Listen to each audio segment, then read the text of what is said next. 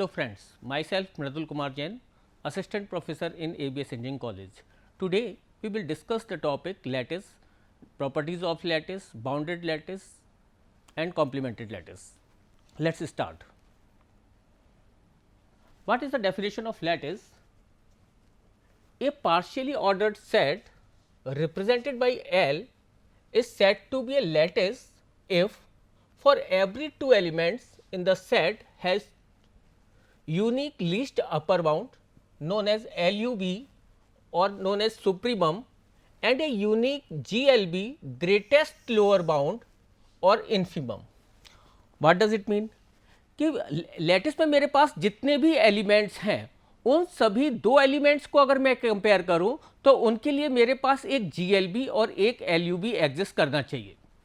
तो उनको किस तरीके से रिप्रेजेंट किया जा सकता है, और मैंने ये ऑलरेडी लास्ट लेक्चर में एक डिस्कस कर चुका हूं कि लैटिस जो हम डिफाइन करते हैं वो सेट के ऊपर है। जो मैंने लिखा ना पार्शियली ऑर्डर्ड सेट, तो पार्शियली ऑर्डर्ड सेट को हम हैश डायग्राम से रिप्रेजेंट करते हैं और एक हैश डायग्राम या एक पोसेट लैटिस हो सकता है जब उसमें जितने भी मेरे पास जितने भी दो एलिमेंट के पेयर बन रहे हैं उनके लिए LUB और GLB एग्जिस्ट कर रहा है। ठीक है, अगर सपोज करो कि एक मेरे पास कुछ नंबर्स हैं और एक उन नंबर्स को सपोज करो मैं इस तरीके से रिप्रेजेंट कर रहा हूं और ये नंबर जो हैं वो A, B, C और D, ये जितने भी ये नंबर्स हैं और मैं कहूं कि इसमें दो एलिमेंट्स के जितने भी पेयर बन सकते हैं कि एक एलिमेंट A है, इसका पेयर B के साथ बनेगा, C के साथ बनेगा, D के साथ बनेगा, सिमिलरली B का पेयर C के साथ बनेगा, D के साथ बनेगा, सिमिलरली C का पेयर D के साथ बनेगा। तो ये जितने भी पेयर्स मेरे पास बन रहे हैं उनके लिए LUB और GLB एग्जिस्ट करना चाहिए। अगर सपोज करो कि मैं A और B के कंपैरिजन में बोल रहा हूं कि A और B, तो मैं कहूंगा कि B के अपर बाउंड्स कौन कौन से हैं, तो B के जो अपर बाउंड्स हैं वो कौन कौन से हैं, B, C और D। लेकिन इसमें मैं ये कहूं कि मेरा लीस्ट अपर बाउंड कौन सा है, लीस्ट अपर बाउंड, तो लीस्ट अपर बाउंड कौन सा होगा, मेरा B होगा। इसी तरीके से अगर मैं ये कहूं कि B के मेरे लोअर बाउंड कौन कौन से हैं, तो B के जो लोअर बाउंड है वो कौन कौन से हैं, B और A। लेकिन इसमें मैं कहूं कि ग्रेटेस्ट कौन सा है, तो वो ग्रेटेस्ट कौन सा होगा, जितने भी मेरे पास लोअर बाउंड्स हैं उनमें से ग्रेटेस्ट कौन सा होगा, तो मेरा ग्रेटेस्ट कौन सा निकल के आएगा, वो आएगा B। ठीक है, तो यहां पर जब भी मेरे पास इस टाइप के नंबर्स होंगे तो मैं हमेशा कंपेयर करके बताऊंगा कि उसका पर्टिकुलर जो एलिमेंट है उसके मेरे पास कौन कौन से लोअर बाउंड हो सकते हैं, कौन कौन से अपर बाउंड हो सकते हैं, और उसमें से जो भी मेरा लीस्ट होगा उसे मैं लीस्ट अपर बाउंड कहूंगा। इसी तरीके से जितने भी लोअर बाउंड हैं और उसमें जो ग्रेटेस्ट होगा उसे मैं क्या कहूंगा, लीस्ट अपर बाउंड। ठीक है, तो यहां पर जो LUB लीस्ट अपर बाउंड करने का जो मेथड है वो अलग अलग टाइप के एलिमेंट्स के लिए अलग अलग तरीके से हम डिफाइन करेंगे। तो जो LUB मेरा डिफाइन करने का तरीका है उसको मैं सुप्रीमम ऑफ A, B भी लिखता हूं, या शॉर्ट में हम उसे SUP A, B भी लिखते हैं। अगर ये एलिमेंट्स मेरे 1 और 0 की फॉर्म में है तो मैं उसे A और B की तरीके से रीड करूंगा, A और B। अगर ये A और B जो एलिमेंट हैं ये मेरे सेट के फॉर्म में है तब मैं लीस्ट अपर बाउंड जो कैलकुलेट करूंगा वो यूनियन के फॉर्म में करूंगा, A union B, where A and B are the subset. क्या इन दोनों जो भी मेरे पास ये A और B सेट है इनका मैं क्या लूंगा, यूनियन लूंगा, और तब जो भी मेरे पास यूनियन आएगा उसे मैं क्या कहूंगा, लीस्ट अपर बाउंड। इसी तरीके से A प्लस B से भी रिप्रेजेंट किया जाता है इसे, A जॉइन B। अगर कोई सपोज करो कि मेरे पास एक फिगर एक पोसेट है जिसको मैंने हैश डायग्राम में रिप्रेजेंट कर रखा है और उसमें मैं ये कहता हूं कि ये कोई से भी दो एलिमेंट मेरे पास हैं, इस तरीके से है, सपोज करो कि ये A है, ये B है और ये C है, तो जहां पर भी ये दो एलिमेंट मेरे ज्वाइन हो रहे होंगे, ऊपर जाने पर जहां पर भी ज्वाइन हो रहे होंगे तो मैं उसे क्या कहता हूं, LUB ऑफ A, B। तो LUB ऑफ A, B क्या होगा, C होगा, क्योंकि ये इसका ज्वाइनिंग पॉइंट है।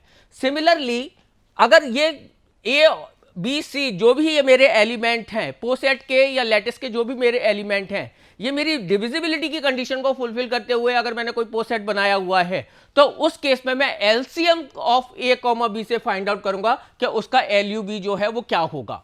सिमिलरली अगर मेरे पास केवल नंबर्स लिखे हुए हैं जिनके मैं केवल ये कह सकता हूं कि क्योंकि मुझे ये पता है कि जो भी मैंने पोसेट डिजाइन किया हुआ है उसमें लीस्ट एलिमेंट मेरा बॉटम पर होता है और हाईएस्ट एलिमेंट मेरा टॉप पर होता है, तो दैट मीन्स कि जब भी मैं दो एलिमेंट को पोसेट में कंपेयर करता हूं तो उन दोनों के लेवल अलग अलग मुझे दिखाई देते हैं। तो उन दोनों लेवल में से जो जिसका लेवल हाईएस्ट होगा या मैक्सिमम होगा उससे भी मैं फाइंड आउट कर सकता हूं कि उस पर्टिकुलर पोसेट में कोई से भी दो एलिमेंट में कंपेयर कर रहा हूं तो उनका एलयूवी क्या है, उसको मैं किस तरीके से दिखाऊंगा, max of A comma B.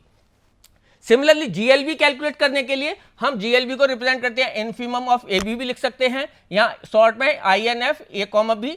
और अगर लॉजिकल है ये मेरे पास ए और बी में से एलिमेंट्स मेरे पास 0 और 1 के फॉर्म में है तो मैं ए एंड बी भी लिख सकता हूं। और एलिमेंट अगर मेरे पास सेट टाइप के हैं तो मैं ए इंटरसेक्शन बी से जीएलबी फाइंड आउट करूंगा, अदरवाइज ए डॉट बी से भी हम इसे रिप्रेजेंट करते हैं। जैसे मैंने बताया था कि एलयूवी फाइंड आउट करने के लिए हम ज्वाइनिंग पॉइंट ढूंढते हैं, इसी तरीके से जीएलवी फाइंड आउट करने के लिए हम मीटिंग पॉइंट देखते हैं। ज्वाइनिंग पॉइंट मुझे ऊपर जाने पर मुझे ज्वाइनिंग पॉइंट मिलता है और नीचे आने पर मुझे मीटिंग पॉइंट मिलता है। तो ये सपोज करो कि इसका कोई एक मीटिंग पॉइंट है जिसको मैं रिप्रेजेंट कर रहा हूं फाई से, तो ये फाई जो है वो इन दोनों का क्या है, मीटिंग पॉइंट है। तो इसी तरीके से उसको मैं क्या लिखता हूं, ए मीट बी, दो एलिमेंट मेरे कहां पर नीचे जाने पर कहां पर मीट कर रहे हैं। और अगर ये डिविजिबिलिटी की कंडीशन को फुलफिल कर रहे हैं तो GCD of A comma B से मैं जीएलबी फाइंड आउट कर सकता हूं।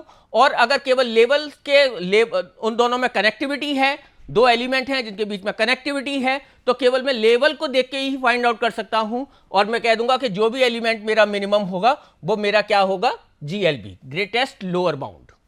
ठीक है, अब कुछ एग्जाम्पल से इसे देखते हैं कि यहां पर देखो कि ये एक पोसेट है जिसमें मेरे पास 4 एलिमेंट्स हैं ए बी सी और डी।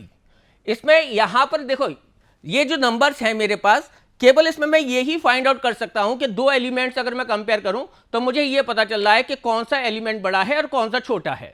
तो उन दो एलिमेंट को मैं कंपेयर किससे करूंगा, मैक्स और मिन से। तो यहां पर देखो कि और लैटिस की डेफिनेशन में मैं क्या कह रहा हूं, if this is these numbers forms a lattice then for every two element there exists LUB and GLB। तो यहां पे देखो, यहां पे कंपोजिशन टेबल में एक फॉर्म कर लूंगा और कंपोजिशन टेबल में जितने भी मेरे पास एलिमेंट हैं ए बी सी डी, इसको मैं कॉलम में भी लिखूंगा और रो में भी लिखूंगा। तो ए बी सी डी, इससे मुझे क्या फायदा हो रहा है कि जितने भी मेरे पॉसिबल पेयर बन सकते हैं वो सारे इस कंपोजिशन टेबल में आ जाएंगे। यहां पे आप देखते हैं कि अगर मैं कहूं कि ए और ए दो एलिमेंट के बीच में मुझे एलयूबी फाइंड आउट करना है, एलयूबी, और यहां पे मैं क्या फाइंड आउट कर रहा हूं, जीएलबी। ठीक है, एलयूबी मैं किससे फाइंड आउट करूंगा, मैक्स से। ठीक है, तो यहां पे देखो कि जो भी मेरी वैल्यू मैक्सिमम होगी, अब मैं कहूं कि ए और ए, एक एलिमेंट ए और ए, इन दोनों के बीच में मैक्सिमम कौन सा होगा, तो मैं कहूंगा मैक्सिमम, क्योंकि दो ही एलिमेंट कंपेयर कर रहे हैं, सेम एलिमेंट्स को ही मैं कंपेयर कर रहा हूं, तो वही उसका मैक्सिमम है, वही उसका मिनिमम है। इसीलिए यहां पर भी वैल्यू ए है और यहां पर भी वैल्यू ए है। ठीक है, अब जब मैं ए और बी को कंपेयर कर रहा हूं, ए एलिमेंट मेरा यहां पर है और बी एलिमेंट मेरा यहां पर है। ठीक है, तो इन दोनों में से मैक्सिमम कौन सा है, जिसका लेवल ऊपर है वो मैक्सिमम है, तो बी जो है वो मेरा मैक्सिमम है। तो यहां पर मेरा एलिमेंट क्या आएगा, बी, जो भी मेरा मैक्सिमम होगा। दो एलिमेंट को मैं कंपेयर किया मैंने, max of A comma B, इसमें से जो मैक्सिमम है वो कौन सा है, बी। तो इन दोनों का मैं कहूंगा ए और बी को जब मैं कंपेयर कर रहा हूं तो ए और बी का जो मेरा एलयूवी है वो कौन सा है, बी है, और मिनिमम कौन सा है इन दोनों में से, ए। तो ए बी में से जो मिनिमम है वो कौन सा है, ए है। तो मिनिमम ऑफ ए बी को मैं क्या कहता हूं, मिनिमम ऑफ ए बी जो है वो क्या है, ए है। तो यहां पे इसे मैं क्या कहूंगा, GLB, ग्रेटेस्ट लोअर बाउंड। नीचे जाने पर जितने भी एलिमेंट हैं वो सारे लोअर बाउंड्स हैं, उसमें से जो सबसे बड़ा है उसे मैं क्या कहता हूं, ग्रेटेस्ट लोअर बाउंड। सिमिलरली ऊपर जो मेरे पास जितने भी एलिमेंट्स हैं उसको मैं अपर बाउंड बोलता हूं, और उसमें से सबसे छोटा एलिमेंट है उसको मैं क्या बोलता हूं, least upper bound, least upper bound. ठीक है, तो यहां पर जितनी भी टेबल है इसी मेथड से, इसी सेम मेथड से मैं ये ए जितने भी एलिमेंट्स हैं, अब मैं कहूं कि ए और सी, इन दो ए और सी इन दोनों में से मैक्सिमम कौन सा है, सी। तो इसका जो मेरे पास एलयूबी आ जाएगा वो क्या आ जाएगा, सी। ए और डी को मैं कंपेयर करता हूं तो इन दोनों में से ए मेरा यहां पर है और डी मेरा यहां पर है, तो दोनों में से मैक्सिमम कौन सा है, जिसका लेवल ऊपर है, तो यहां पर डी जो है वो ये आ गया। सिमिलरली जब मैं इसका greatest lower bound find out कराऊं तो ए और बी में से मिनिमम कौन सा है, ए है। ए और सी को जब मैं कंपेयर कर रहा हूं, ए और सी में से भी छोटा कौन सा है, ए होगा। ए और डी को भी कंपेयर करूंगा तो कौन सा छोटा होगा, ए एलिमेंट। तो सिमिलरली इस कंपोजिशन टेबल को हम फिल करेंगे और इस कंपोजिशन टेबल को फिल करने के बाद जितने भी मेरे पास एलिमेंट्स हैं, अगर वो सारे एलिमेंट मेरे इसी लैटिस के एलिमेंट्स हैं या पोसेट के एलिमेंट्स हैं, तो मैं कह दूंगा कि this particular poset is a lattice, क्योंकि for each pair of element there exist LUB और GLB, और LUB और GLB में मेरे पास जितने भी एलिमेंट्स हैं वो सारे इसी पोसेट के या लैटिस के एलिमेंट होने चाहिए, इसके बाहर का कोई एलिमेंट नहीं होने चाहिए। और सारे एलिमेंट्स के लिए यूनिक जो है वो मेरा LUB और GLB एग्जिस्ट करना चाहिए, यूनिक भी होना चाहिए ये। ठीक है, एक एग्जाम्पल और देखते हैं। ये यहां पे देखो कि सिमिलरली ये भी एक पोसेट है और इस पोसेट को मुझे चेक करना है कि it will form a lattice और नॉट। तो यहां पर भी सेम वही मेथड को यूज किया हुआ है।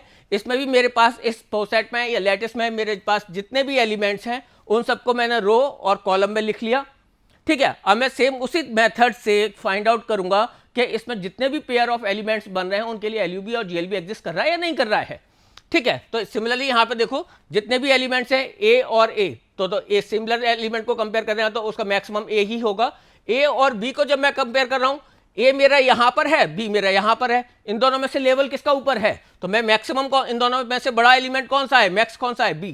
तो इन दोनों में से यहां पर LUB मैं फाइंड आउट कर रहा हूं और यहां पर मैं क्या फाइंड आउट कर रहा हूं, GLB। ठीक है, तो LUB जो है वो मैक्सिमम ऑफ A, B से आएगा और GLB minimum of A, B से आएगा। A और C को कंपेयर करूंगा तो मैक्सिमम C आएगा। A और D को जब मैं कंपेयर कर रहा हूं, A मेरा ये है, D मेरा ये है, तो इन दोनों में से मैक्सिमम कौन सा है, D, जिसका लेवल ऊपर है। सिमिलरली A और E को कंपेयर कर रहे हैं, A मेरा यहां पर है, E मेरा यहां पर है, जिसका लेवल ऊपर है वो मैक्सिमम है, E मेरा मैक्सिमम हो गया, E आ गया। A और F को कंपेरिजन कर रहे हैं तो F मैक्सिमम है, A और G को कंपेयर कर रहे हैं तो G मैक्सिमम है। सिमिलरली जब मैं इनको इसी तरीके से कंपेयर कर रहा हूं कि इन दोनों में से मिनिमम कौन सा होगा, तो A और A के कंपैरिजन में तो A ही मिनिमम होगा, सेम एलिमेंट से कंपेयर कर रहे हैं तो वही उसका मैक्सिमम है, वही मिनिमम है। और A और B को कंपेयर कर रहे हैं, A मेरा यहां पर है, B ये है, मिनिमम A हो गया। A और C को कंपेयर कर रहे हैं तब भी A मिनिमम होगा, A और D को कंपेयर कर रहे हैं तब भी A मिनिमम होगा। A और E को कंपेयर कर रहे हैं क्योंकि A जो है वो मेरा सबसे छोटा एलिमेंट है, जब भी मैं किसी को A से कंपेयर करूंगा तो सबसे छोटा एलिमेंट क्या आएगा, E ही आएगा, A ही आएगा, सॉरी। ठीक है, तो अब यहां पर देखो कि इसी तरीके से ये पूरी जो कंपोजिशन टेबल है उसे हमने फिल कर लिया। अब यहां पे इस फिगर में एक इंपॉर्टेंट चीज ये है कि जब मैं ये कह रहा हूं कि F और G, क्योंकि जितने भी एलिमेंट्स हैं, सपोज करो मैं कह रहा हूं कि एक एलिमेंट मेरा B है और एक C है, इन दोनों का मेरे पास LUB क्या होगा, तो B और C का आप यहां पर ध्यान से देखोगे तो मुझे B और C के दोनों लेवल, दोनों के पॉइंट्स के लेवल जो हैं, दोनों एलिमेंट्स के लेवल जो हैं वो सेम हैं। तो यहां पर फिर मैं कैसे फाइंड आउट करूं कि मैक्सिमम कौन सा है, मिनिमम कौन सा है, ये तो मेरे एक ही लेवल पर है। तो यहां पर हम कंसेप्ट यूज करेंगे ज्वाइनिंग पॉइंट और मीटिंग पॉइंट का। अब यहां पे मुझे ये देखना है कि B और C का ज्वाइनिंग पॉइंट कौन सा है। मैंने बताया था आपको ज्वाइनिंग पॉइंट मुझे ऊपर जाने पर मुझे ज्वाइनिंग पॉइंट मिलता है। ठीक है, तो यहां पर जब मैं B और C को ऊपर लेके जाऊंगा कि ये दोनों पॉइंट मेरे कहां पे मिलेंगे, मुझे ये दोनों पॉइंट मुझे D पर मिलेंगे। ठीक है, तो ये इसका क्या हो गया, ज्वाइनिंग पॉइंट। तो B और C का मैक्सिमम ऑफ B, C लिखूं मैं कहूं LUB ऑफ B, C, वो क्या हो जाएगा मेरा D। B और C का, B मेरा ये है, C मेरा ये यहां पर है, और इन दोनों का जो मेरा मीटिंग पॉइंट है, ज्वाइनिंग पॉइंट है, वो क्या है D। सिमिलरली B और C का मीटिंग पॉइंट कौन सा है, A, तो B यहां पर है मेरा, B ये है, C ये है, और इनका मीटिंग पॉइंट मुझे क्या मिलेगा, A। तो यहां पर जब मेरे इस टाइप के एलिमेंट्स हैं जिनके बीच में डायरेक्ट कोई कनेक्शन नहीं है, दोनों मुझे सेम लेवल पे भी दिखाई दे रहे हैं, तो उस केस में मैं ज्वाइनिंग पॉइंट और मीटिंग पॉइंट के कंसेप्ट को रखूंगा। ठीक है, कि जो ऊपर जाने पर मुझे LUB मिलेगा, अपर बाउंड की साइड में मुझे LUB मिलेगा, और लोअर बाउंड की साइड में मुझे क्या मिलेगा, GLB। ठीक है, उसमें से जो भी ग्रेटेस्ट होगा उसे मैं GLB कहूंगा, और ऊपर जाने पर जितने भी मेरे पास अपर बाउंड हैं उसमें से जो सबसे छोटा होगा उसे मैं क्या कहूंगा, लीस्ट अपर बाउंड। तो इस तरीके से हम फाइंड आउट करते हैं। तो यहां पे लेकिन अब ये केस देखो, F और G का, क्योंकि F और G के दोनों के लेवल सेम है, जब दोनों के लेवल सेम है तो फिर मैं किस तरीके से फाइंड आउट करूंगा कि कौन सा कि इसका अपर बाउंड, इसके अपर बाउंड ही नहीं पता चल पा रहे मुझे एफ और जी के, तो उसमें से कौन सा फिर मैक्सिमम है, कौन सा लीस्ट है, किस तरीके से फाइंड आउट किया जाएगा।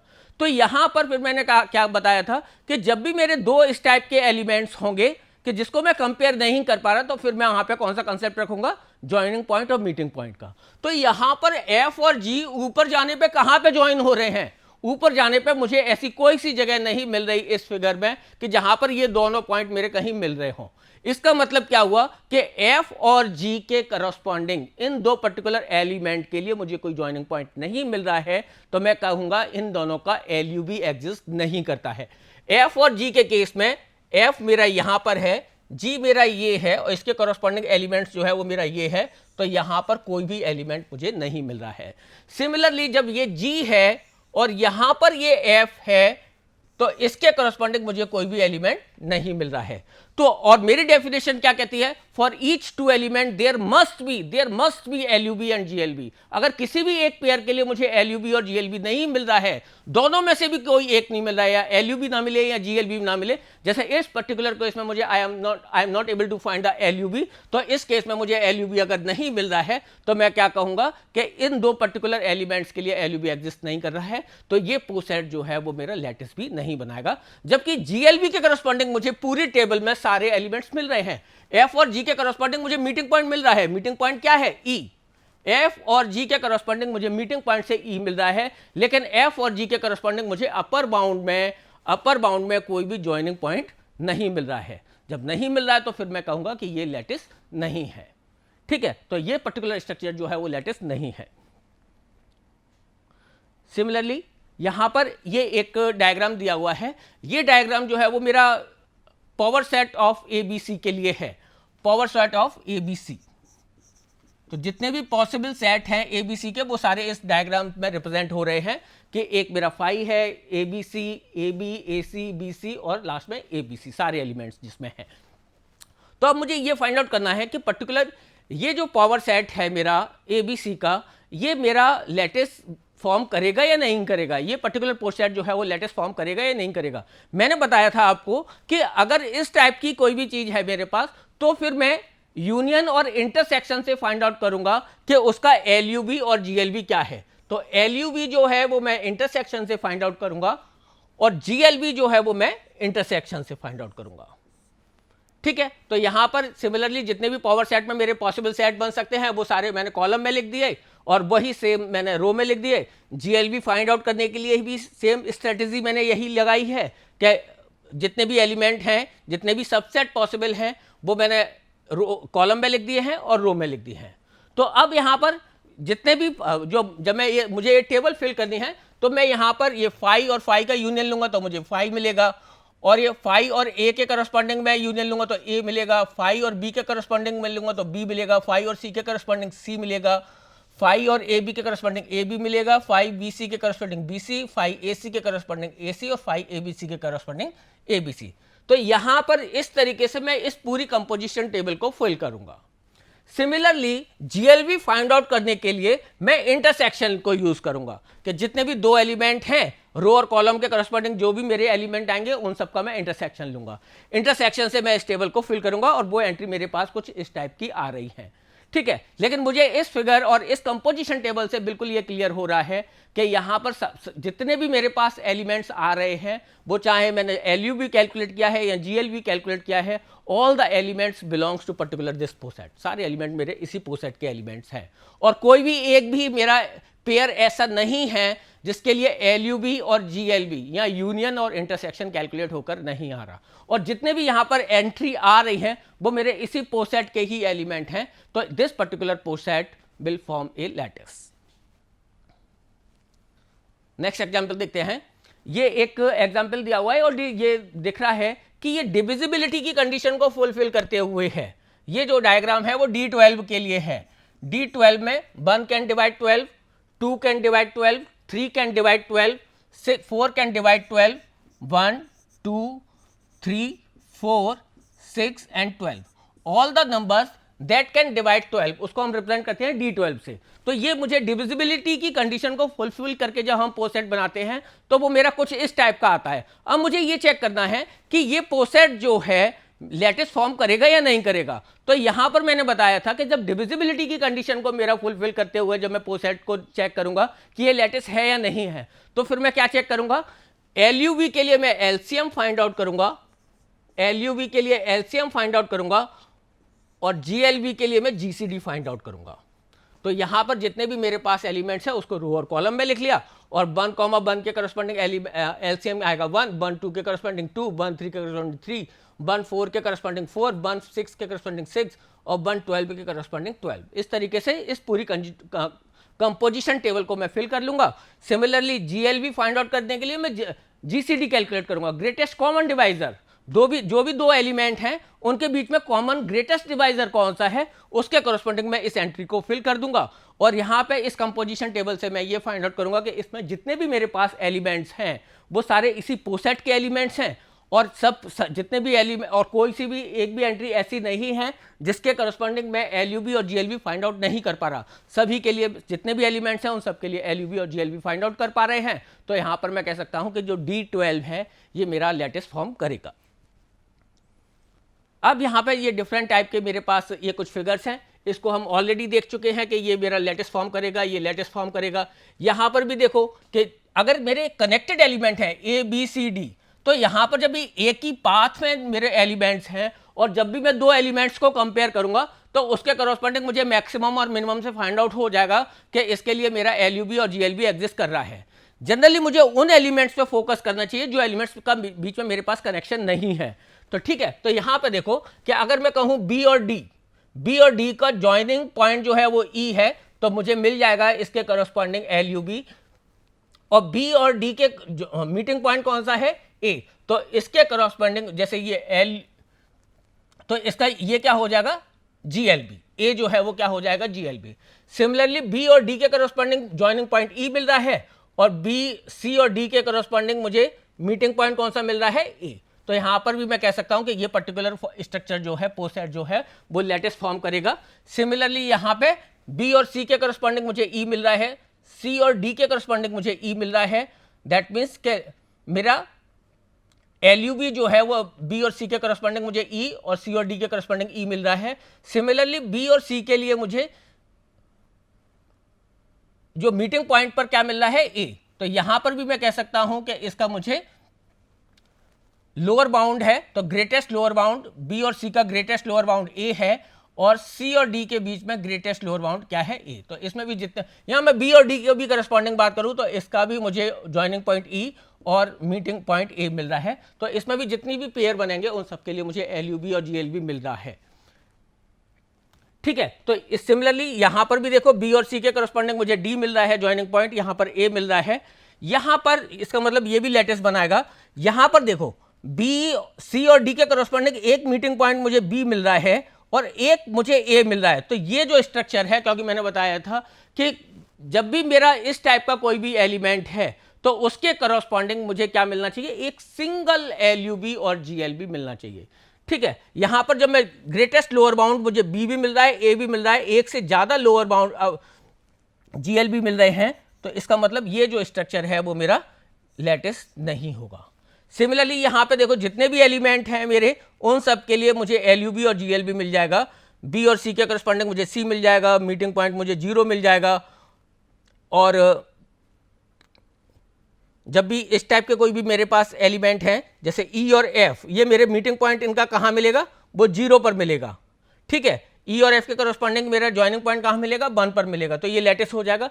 ये एक इंपॉर्टेंट क्वेश्चन है, यहां पर देखो कि ये मेरा लैटिस है या नहीं है। तो देखो यहां पर बी और सी जो मेरा ये डॉटेड पोर्शन है, बी और सी के करस्पॉन्डिंग ये बी और सी मेरा ज्वाइन जो हो रहे हैं वो ई पर भी ज्वाइन हो रहा है। ठीक है, और बी और सी जो है वो मेरा डी पर भी ज्वाइन हो रहा है। ऊपर जाने पर मुझे ज्वाइनिंग पॉइंट मिलता है और बी और सी के करस्पॉन्डिंग मुझे 2 ज्वाइनिंग पॉइंट मिल रहे हैं, तो ये जो स्ट्रक्चर है वो मेरा लैटिस नहीं होगा। सिमिलरली डी और ई के नीचे जाने पर डी और ई के भी मुझे, अगर मैं ये कहूं कि नीचे जाने पर मुझे ये बी पर भी मिल रहे हैं और डी और ई जो है वो सी पर भी मिल रहे हैं, तो इसी तरीके से 2 मीटिंग पॉइंट भी मिल रहे हैं। तो अगर इस टाइप की कोई कंडीशन है मेरी कि मुझे एक से ज़्यादा एक पर्टिकुलर पेयर के लिए एक से ज़्यादा LUV और GLB मिल रहा है, तो उस केस में भी मेरा लैटिस फॉर्म नहीं करेगा। अब यहाँ पे ये मेरी लैटिस की प्रॉपर्टी है।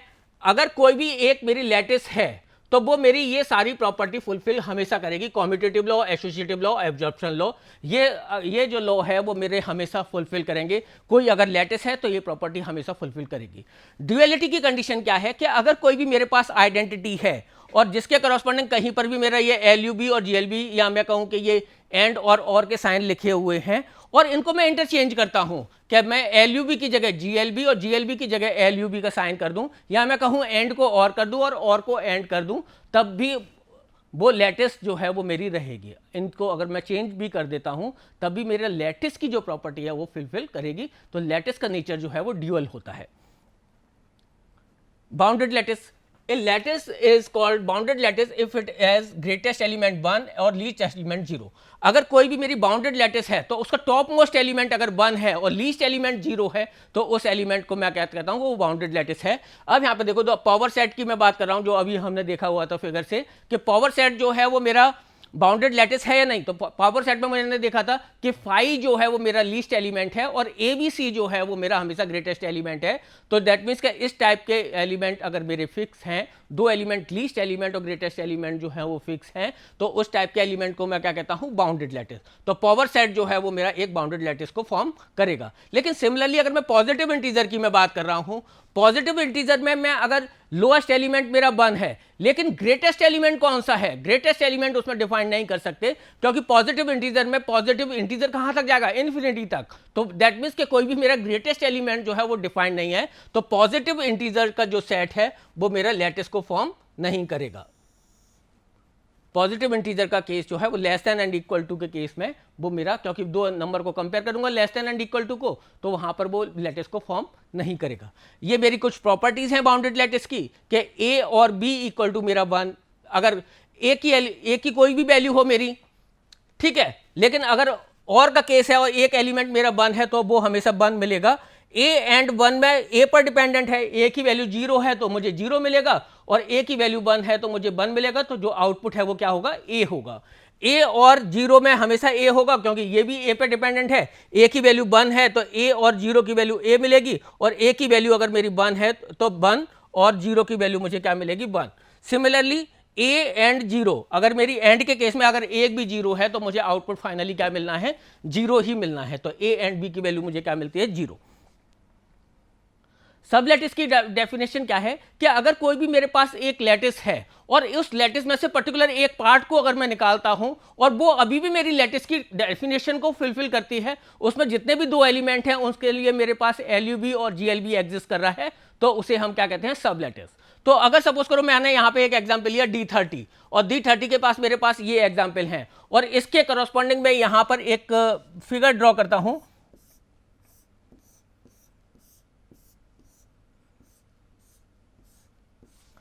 ये सपोज करो मेरे पास 1 है, ये 30 है और यहाँ पे ये मेरे पास 2, 3 और ये 5, 2, 3 का ये 6 आएगा, 3, 5 का ये 15 आएगा, 2, 5 का ये 10 आएगा।